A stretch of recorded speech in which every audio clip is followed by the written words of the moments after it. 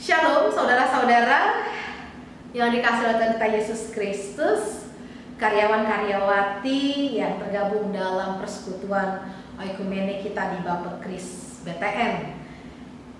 Firman Tuhan untuk kita, persekutuan kita pada hari ini bertemakan kebebasan sejati dalam Kristus. Dan sebelum kita menikmati firman Tuhan, marilah kita berdoa. Kasih karunia dan damai sejahtera dari Tuhan Allah Bapa kita dan dari anaknya Tuhan Yesus Kristus menyertai kamu sekalian. Amin. Saudara-saudara yang dikasihi oleh Tuhan kita Yesus Kristus, firman Tuhan untuk kita yang menjadi dasar persekutuan kita pada hari ini, saya pilihkan dari surat Rasul Paulus kepada jemaat Galatia. Galatia pasal 5 ayat 13. Galatia 5 ayat 13. Kalau saudara memiliki Alkitab di tangan saudara, mari kita baca bersama-sama. Demikian firman Tuhan. Saudara-saudara, memang kamu telah dipanggil untuk merdeka. Tetapi janganlah kamu mempergunakan kemerdekaan itu sebagai kesempatan untuk kehidupan dalam dosa, melainkan layanilah seorang akan yang lain oleh kasih.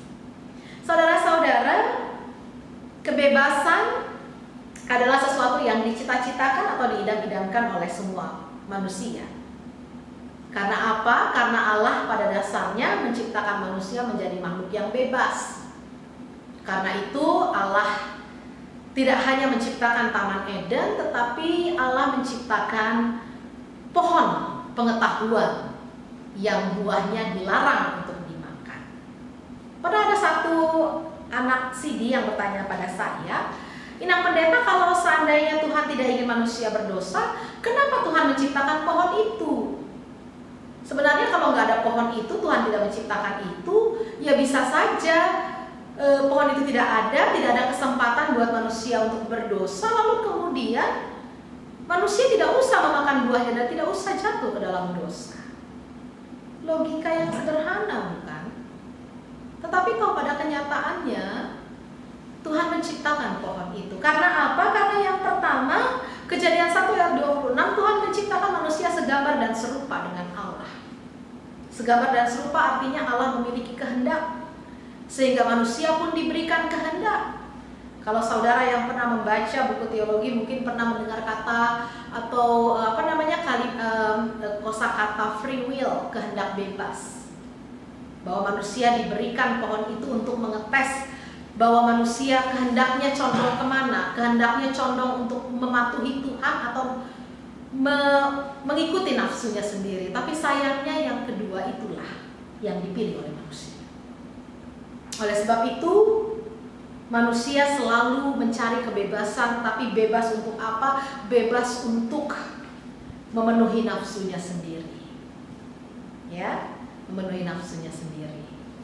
Makanya manusia sekarang cenderung, manusia modern itu cenderung malas dengan ikatan tertentu. Makin banyak anak-anak muda yang sekarang kalau ditanya pernikahan, nantilah. Karena apa? Karena pernikahan itu mereka pikir membelenggu mereka, tidak bebas lagi. Nanti kalau bosan sama pasangan yang ini, atau kalau seandainya dia tidak bisa memenuhi apa yang saya inginkan sebagai pasangan, ya kan saya bisa ganti yang lain, bisa cari yang lain, ya. Sehingga orang pikir ya sudahlah, menikah nanti lah. Kalau saya bisa mendapatkan kenyamanan dalam hubungan tanpa menikah, kenapa harus menikah? Bukankah begitu? Nah, kalau kita lihat tema kita kebebasan sejati dalam Kristus, maka kata yang pertama adalah kebebasan. Bebas itu kalau dalam Kamus Besar Bahasa Indonesia ada beberapa definisi. Yang pertama, lepas sama sekali, tidak terhalang, bebas hambatan atau tidak ada hambatan begitu ya. Kemudian lepas dari sesuatu kewajiban, lepas dari rasa takut, itu bebas. Tidak dikenakan pajak, tidak dikenakan hukuman, itu bebas. Tidak terikat atau terbatas oleh aturan. Nah, ini yang sering kita gunakan definisinya. Gak mau diatur-atur. Dokter udah bilang, Pak, kolesterolmu tinggi, ada asam uratmu, tekanan darahmu tinggi, kadar gulamu tinggi. Lalu kemudian Bapak harus direm-rem ya makannya, tapi begitu pesta, apalagi pesta Batak, semua yang berkaki 4 di situ, mulailah dia. Gimana sih, nggak bebas nih ah? Aturan dokter banyak banget. Sehingga temannya bilang, udah makanin aja, nanti kolesterol aku gimana? Tenang aja, kolesterol itu cuma ada di lab katanya ya. Kalau di meja pesta nggak ada kolesterolnya. Saudara-saudara, bebas oleh aturan. Kemudian definisi yang kelima, merdeka. Kita baru saja merayakan 75 tahun kemerdekaan Indonesia, kan? 75 tahun kalau gambaran manusia, Indonesia ini sudah opung-opung, sudah kakek-kakek atau nenek-nenek, sudah tua usia lanjut lah ya, sudah punya cucu tuh. Ya, kalau orang 75 tahun belum punya cucu, dia putus asa, aduh kapan lah aku nimang cucu kan gitu ya. Nah, saudara-saudara, ini yang terjadi. Ya, bahwa bebas itu berarti merdeka, berarti tidak terikat pada aturan tertentu. Tetapi kalau mau kita lihat, benar nggak sih sebenarnya ada kebebasan yang mutlak, yang sejati? Benar nggak sih ada kemerdekaan yang betul-betul merdeka? Kalau kita mau jujur, ternyata nggak ada tuh. Indonesia merdeka, oke. Merdeka dari apa? Dari penjajah. Penjajah siapa? Belanda, Jepang. Merdekanya tandai apa? Ditandai bahwa yang dulunya negara kita dikuasai hukum Belanda, makanya konon katanya KUHP itu, hukum pidana perdata itu banyaknya diambil dari kitab undang-undang Belanda. Yang sekarang di negeri Belanda pun sudah ditinggalkan hukuman itu. Ya, makanya sekarang banyak DPR mencari rancangan undang-undang baru untuk memperbaharui hukum-hukum yang dianggap sudah tidak up to date untuk dilakukan sekarang. Ya. Nah, lalu kemudian dikatakan oke, merdeka dari hukum Belanda, tapi apakah setelah merdeka proklamasi bahwa sesungguhnya kemerdekaan itu ialah hak segala bangsa, Soekarno-Hatta memproklamirkan, lalu kemudian apakah betul Indonesia jadi non hukum? Ternyata tidak. Dari hukum Belanda kita merdeka, kita masuk ke hukum baru. Dari hambanya Belanda kita masuk menjadi hambanya NKRI. Makanya kita berada di bawah hukum Republik Indonesia. Dan ketika merdeka, nomor 1 yang dirancang oleh bapak-bapak negara itu adalah Undang-Undang Dasar 1945. Harus ada undang-undang. Karena kita bukan negara tanpa hukum. Ya. Jadi ketika kita merdeka dari sesuatu, berarti kita secara otomatis menghambakan diri pada sesuatu yang lain. Nah, saudara-saudara, itulah yang dikatakan dalam firman Tuhan kita bagi kita pada hari ini. Yang pertama, saudara-saudara, memang kamu telah dipanggil untuk merdeka. Jadi kita ini ditakdirkan. Tuhan pengen kita jadi orang-orang merdeka. Karena itu jangan kamu dipenjarakan oleh target-target kantormu, tidak. Jangan bekerja hanya karena ada bos yang mengawasi, jangan. Jangan berdisiplin hanya karena lihat ada CCTV, jangan. Jangan jujur hanya karena di spot-spot CCTV barulah dia nyolong pulpen pun nggak mau. Tapi begitu blank spotnya CCTV, ada dompet temannya pun dia kantongi, kan gitu, pura-pura amnesia. Dompet punya katanya gitu ya. Nah, saudara-saudara, jangan seperti itu. Kita dipanggil menjadi orang-orang yang merdeka. Saudara bukan budak nafsu saudara. Saudara bukan budak mulut saudara. Banyak orang-orang yang merasa ya diperbudak oleh mulutnya, sehingga apa kalau nggak nyaman di mulut dia nggak mau telan itu makanan, padahal itu makanan yang bagus. Anak-anak kita gimana? Suruh makan sayur nggak mau kan? Ya, karena apa? Nggak enak di mulut. Berarti mulut mereka yang jadi tuan buat mereka, padahal tubuh mereka butuh itu. Ya, jadi jangan jadikan kita menjadi budak-budak mental budak yang harus kalau kerja diawasi, kerja ada target, kerja ada fulus, kalau nggak ada fulus dia cemberut. Kalau tunjangannya dipotong, wah, ya, buat apa aku berkantor? Males. Mentang-mentang work from home, atas kemeja bawah celana pendek dong, kan gitu. Ya, nah, janganlah kita seperti itu. Orang merdeka adalah orang yang tahu menempatkan dirinya. Karena apa? Karena dia tidak dibatasi oleh aturan saja, tidak dibatasi oleh bos. Dia memang melakukan yang terbaik. Karena apa? Karena dia bekerja untuk dirinya dan untuk Tuhan, bukan untuk manusia. Saudara-saudara, lalu kemudian yang berikut adalah bahwa tadi yang saya bilang, kemerdekaan itu lepas dari sesuatu tapi mengikatkan diri pada sesuatu yang lain. Paulus bilang di sini, saudara, kamu memang telah dipanggil merdeka, tetapi yang pertama, janganlah kamu mempergunakan kemerdekaan itu sebagai kesempatan untuk hidup dalam dosa. Berarti apa? Yang pertama, kita merdeka. Merdeka dari apa? Merdeka dari dosa. Itu yang pertama. Merdeka dari dosa. Ya. Berarti apa? Berarti kita punya kekuatan untuk melawan dosa. Kita merdeka dari dosa, merdeka dari hukum-hukum. Nah, ya hukum Taurat. Karena itu Paulus bilang, sekarang bukan eranya hukum Taurat. Kalau hukum Taurat itu mendatangkan dosa. Karena apa? Karena kamu harus patuh, putih-putih, hitam-hitam, tidak ada abu-abu. Jangan bersaksi dusta.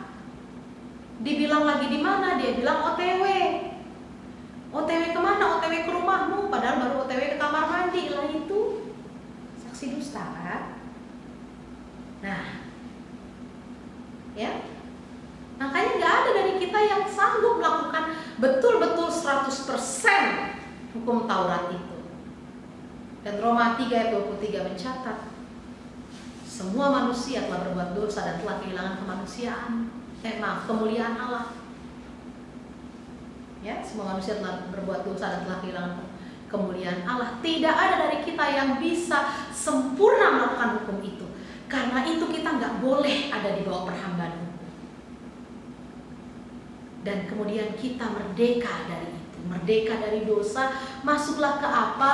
Ke era yang baru. Apakah era yang baru itu? Ini yang dikatakan, melainkan layanilah seseorang akan yang lain oleh kasih. Dari dosa menjadi kasih. Karena itu kita hidup sekarang di bawah kasih karunia. Yang namanya kasih karunia itu, saudara-saudara, karunia itu oke, gratis, tidak kita beli. Tapi bukan berarti karunia itu murahan kalau gratis. Kalau barang gratis kan kita suka sia-siain ya. BTN suka kasih kan barang gratis buat nasabah kan, dapat payung, buka tabungan sekian, dapat hadiah langsung payung gratis. Dapat hadiah langsung gelas gratis, dapat hadiah langsung boneka. Nah, kalau boneka boleh lah dibagi ke pendeta Ruth gitu ya, suka boneka asalnya gitu ya. Nah, apa namanya, saudara-saudara, dikatakan bahwa gratis itu karena tidak dibeli seringkali disia-siakan. Mana payung yang paling cepat patah di rumah kita? Payung yang gratis, ya, itu. Tapi kalau gratisnya anugerah Tuhan itu bukan karena anugerah itu murahan, bukan. Tapi karena anugerah itu sangat mahal, we cannot buy it by ourselves. Kita tidak bisa membeli itu dengan diri kita sendiri. Tidak ada yang bisa kita perbuat untuk membeli anugerah itu. Karena itu saudara, ya, anugerah itu diberikan cuma-cuma. Oleh sebab itu kita masuk dari hukum Taurat ke era baru, merdeka, kasih. Karena itu bukan lagi semua orang telah berbuat dosa, tetapi Yohanes 3 ayat 16, karena begitu besar kasih Allah akan dunia ini, sehingga Ia mengaruniakan anaknya yang tunggal, supaya apa? Supaya setiap orang yang percaya. Jadi kita nggak diminta lagi untuk taat hukum ini, taat hukum itu, tidak, percaya saja. Tapi term percaya ini hati-hati. Karena apa? Karena percaya itu, Yakobus bilang, iman tanpa perbuatan pada hakikatnya adalah mati. Jadi kalau kita percaya, we have to show it. You have to show what you believe. You have to show what you trust.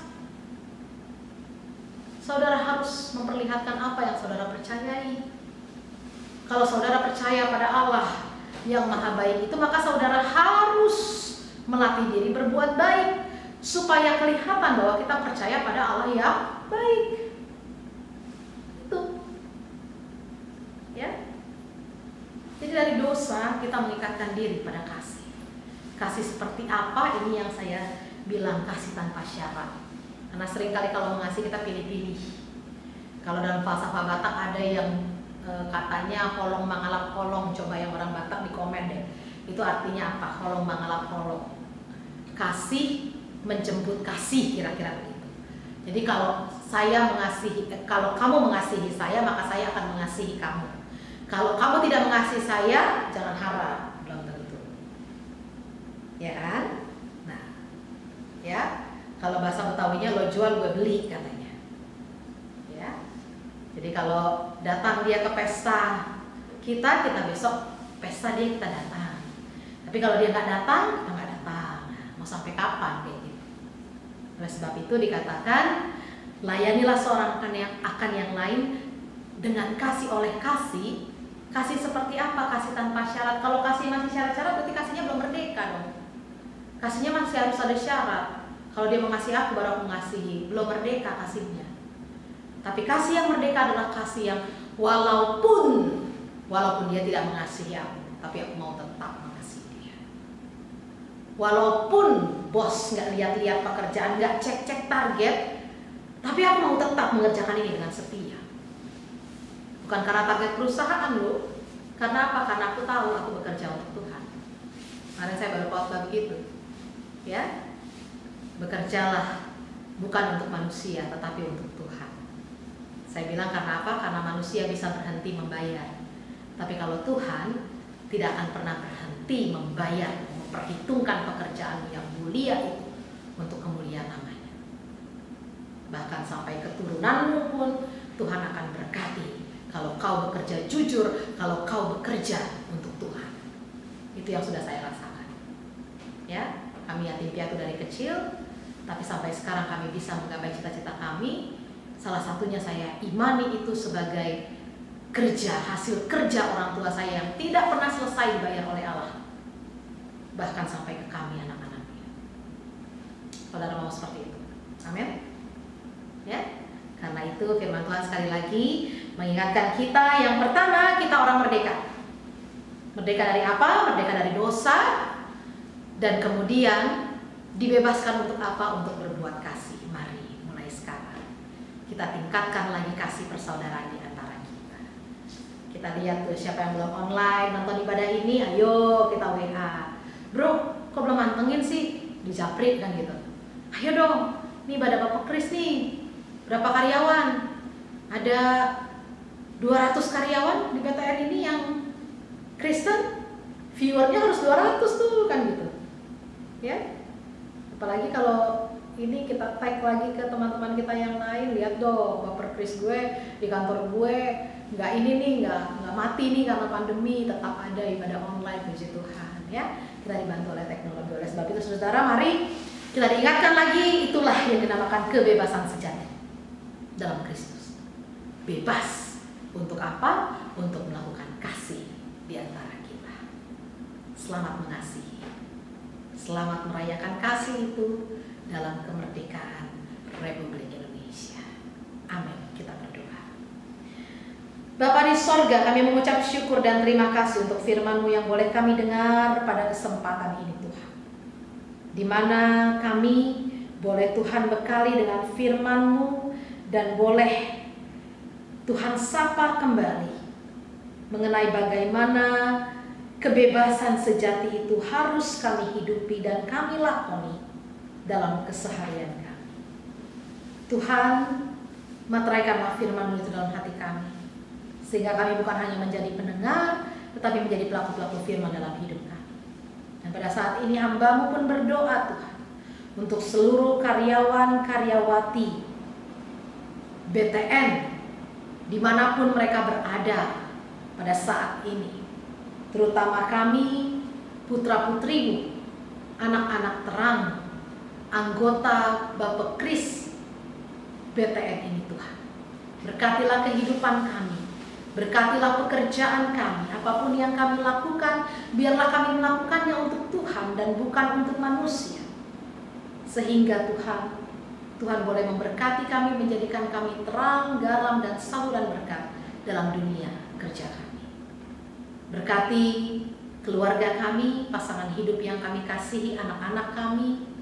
Bagi kami yang masih sendiri dan merindukan pasangan hidup, Tuhan yang tunjukkan yang terbaik.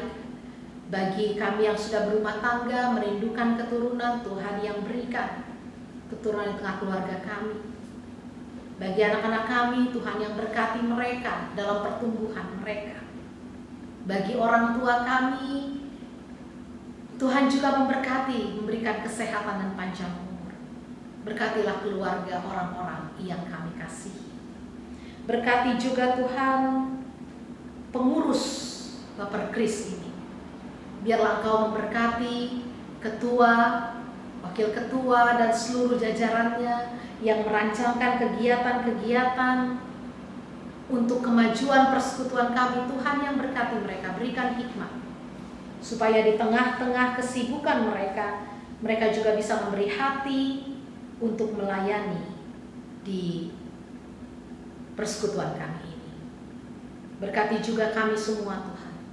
Berikan kami kesehatan. Kami tahu pada saat ini negara kami sedang dilanda oleh pandemi virus corona. Jauhkan itu dari kami, jauhkan itu dari lingkungan pekerjaan kami. Namun baiklah kami boleh terpelihara, boleh sehat, dan boleh bekerja bersama dengan Tuhan. Berkati saudara-saudara kami yang saat ini sedang sakit atau dalam masa pemulihan.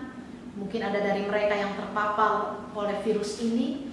Tuhan yang sempurnakan pemulihan mereka, berikan mereka kesembuhan, sehingga mereka boleh kembali pulih, kembali sehat, beraktivitas seperti sedia kala. Bersyukur untuk tempat kerja kami BTN, di mana pencapaian demi pencapaian boleh kami dapatkan ya Tuhan.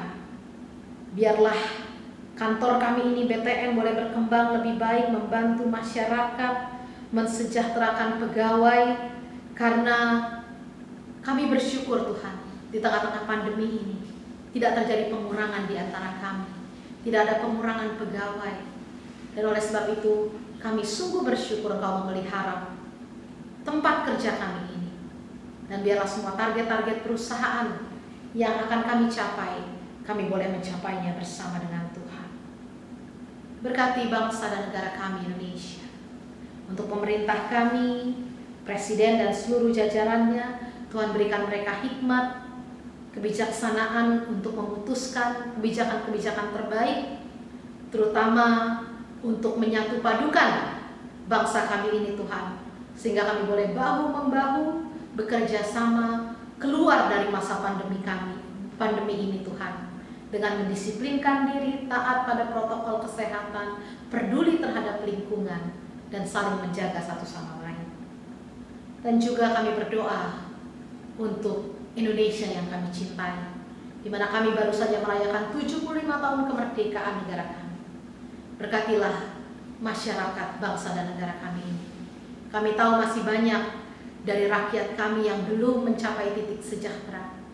Tuhan, kiranya Kau pakai kami dalam pekerjaan kami ini untuk bisa membantu pemerintah kami dengan cara kami sendiri Tuhan, bahu-membahu, mendatangkan kesejahteraan bagi negara yang kami cintai, Republik Indonesia. Terima kasih Tuhan untuk waktu yang indah kami boleh mendengarkan firman-Mu dan boleh menaikkan syafaat kami. Dengarkanlah doa kami ini Tuhan. Ampunkan segala dosa dan kesalahan kami. Dalam Kristus Yesus kami berdoa. Terimalah berkat dari Tuhan. Anugerah Tuhan kita Yesus Kristus, kasih setia dari Allah Bapa, dan persekutuan dari Roh Kudus, itulah yang menyertai engkau pada hari ini sampai selama-lamanya. Amin.